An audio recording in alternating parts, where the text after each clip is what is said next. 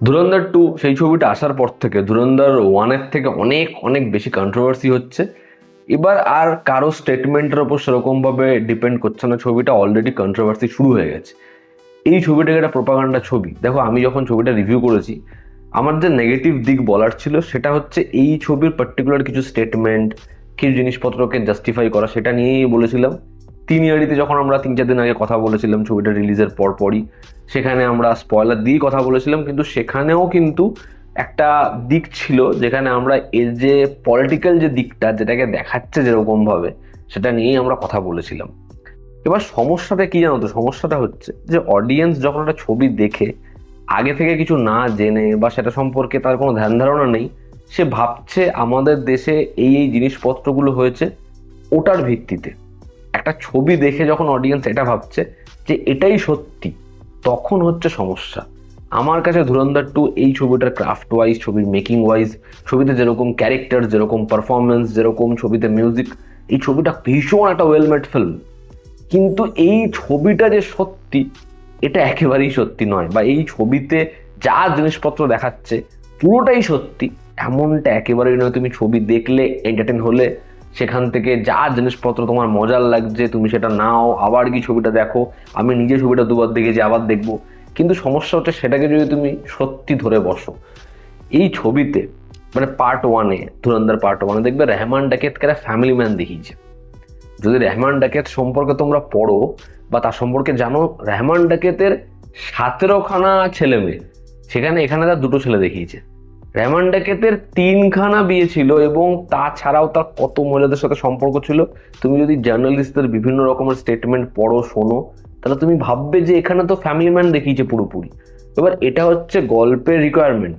সেই পয়েন্টে যদি ওই ক্যারেক্টারটাকে অতটা রক্ত মাংসের না করতো, ওরকম ফ্যামিলি ম্যান না দেখাতো, ওরকম ওই চরিত্রটাকে না দেখাতো যে হ্যাঁ শুধুমাত্র ও নিজের স্ত্রীকে মানে, তাহলে বিষয়বস্তুগুলো পরবর্তী সময় ওয়ার্ক করতো না। তো এটা ফিকশন। ছবির শুরুতে যে কথাটা বলে সেটা আমরা খুব একটা বেশি লক্ষ্য রাখি না, তার কারণ ছবিটা পরবর্তী সময় আমাদের কনফিউজ করেই দেয়। ধুরন্ধর পার্ট 1-এর ক্ষেত্রে, পার্ট 2-এর ক্ষেত্রে দেখবে শুরু হওয়ার আগে একটা লম্বা স্পিচ চলে। যারা সিনেমা হলে মাঝখান থেকে ঢুকেছে বা প্রথম 5 মিনিটের পর ঢুকেছে, তাদেরকে বলবো ছবিটা আবার দেখো, দেখলে বুঝতে পারবে।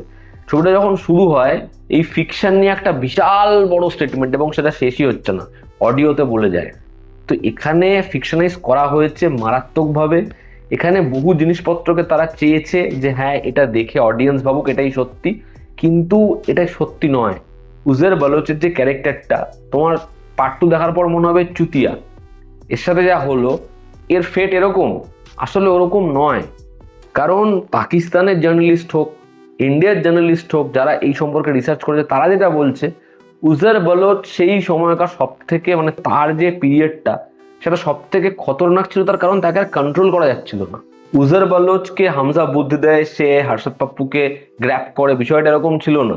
পুলিশ আরশদ পাপ্পুকে অ্যারেস্ট করে এবং তাকে তারা উজারের কাছে নিয়ে যায়, এবং বাদবাকি গ্যাংস্টাররা প্রত্যেকে তার শরীরে গুলি করে, তার মাথা কাটে, গাড়ির মধ্যে ঝুলিয়ে তাকে নিয়ে যায়। এটা হচ্ছে বিষয়। কিন্তু এখান থেকে হাইলাইটিং পয়েন্টগুলো নেওয়া হলো, পুলিশ যে ওকে এর কাছে দিয়েছে, বাদবাকি প্রত্যেক গ্যাংস্টাররা ওই টাইমের জন্য এক হয়েছে, এই বিষয়বস্তুগুলো ছবিতে নেই। উজের বালোচকে বারবারই সেই সময়কার সব থেকে খতরনাক গ্যাংস্টার বলা হতো, কারণ ওকে কন্ট্রোল করা যায় না ওই টাইমটায়।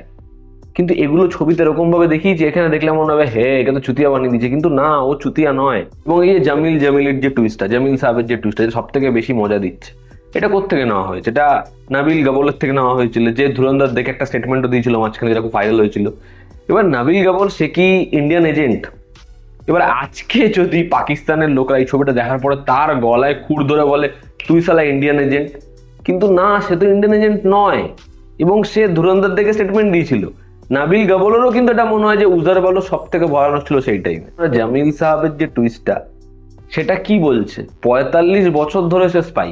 এবার যদি 45 বছর ধরে সে স্পাই হয়, তাহলে তাকে নিয়োগ কে করেছে? কোন সরকার নিয়োগ করেছে? তাহলে তো সেই সরকারকে সবার আগে প্রেস করতে হয়।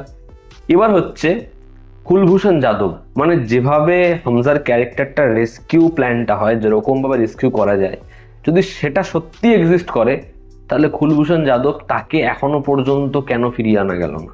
কুলভূষণ যাদব সে যেরকম ভাবে ইরানে গেছিল, নিজের বিজনেস চালিয়েছিল, ফেক আইডি বানিয়ে বারবার পাকিস্তানে গেছিল, যেভাবে সে নিজের বিজনেস চালিয়েছিল, ইভেন তার সাথে যে কানেকশন, যেরকম ধরনের আলাপচারিতা হয়েছিল রহমান ডাকেতের, তার সাথে যেরকম কানেকশন হয়েছিল হচ্ছে উজার বালুচের, সেই বিষয়বস্তুগুলো পরবর্তী সময় বারংবার উঠে আসে। তারপর তার সাজা হয়, তাকে পাকিস্তানে আটক করা হয়, ইন্ডিয়ান এম্বাসি থেকে তার সাথে দেখা করতে গেছিল, তার খোঁজ খবর সেটাও পরবর্তী সময় বন্ধ হয়ে যায়, এবং যেভাবে তার স্টেটমেন্ট বারংবার উঠে আসে এবং পরবর্তী সময় ইন্ডিয়া যেরকম ভাবে অ্যাপ্রোচ করেছিল তাকে ছেড়ে দেওয়ার, সেগুলো সব বাতিল হয়ে যায়। সে কি কোনোভাবে ইন্ডিয়াতে ফিরেছে? তাকে ফেরানো গেছে? তো এই যে হামজার রেস্কিউটা, সেটা কি ওরকম ভাবে করা গেছে? করা যায়নি। তো এবার ম্যাক্সিমাম অডিয়েন্সের এই ছবিটা দেখে মনে হচ্ছে এই ছবিটায় যা দেখাচ্ছে সেটাই হচ্ছে ফ্যাক্টস, সেটাই হচ্ছে একেবারেই সঠিক। কিন্তু না, ছবিতে ডেফিনেটলি রিসার্চ আছে, বহু এমন ইনসিডেন্ট রয়েছে যেগুলোকে তারা প্রপারলি দেখিয়েছে, সেগুলোকে তারা স্টাডি করেছে, কিন্তু সেগুলোর সাথে এমন অনেক জিনিস আছে যেগুলোকে ফিকশনাইজ করে পুরো বিষয়টাকে একটা রাউন্ড সার্কেল করে দিয়েছে।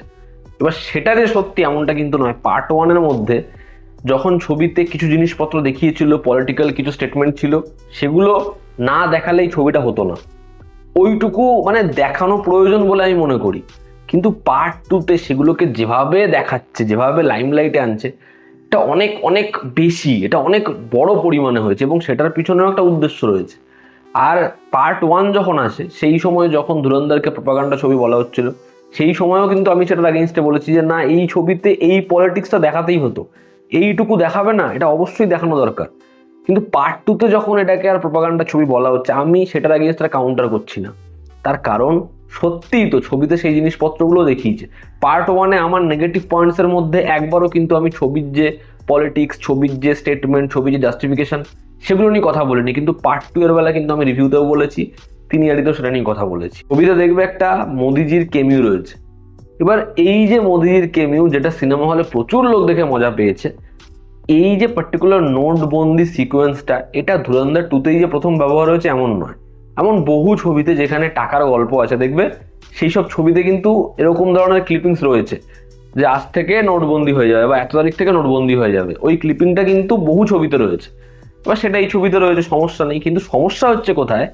সমস্যা হচ্ছে যখন সব কিছুর ক্রেডিট, সব কিছু যা হচ্ছে এর পিছনে একজনই রয়েছে, মোদিজি, সেটাকে যখন হাইলাইট করা হচ্ছে, এবং সেটা কিন্তু খুব বুদ্ধিমত্তার সাথে করা হচ্ছে।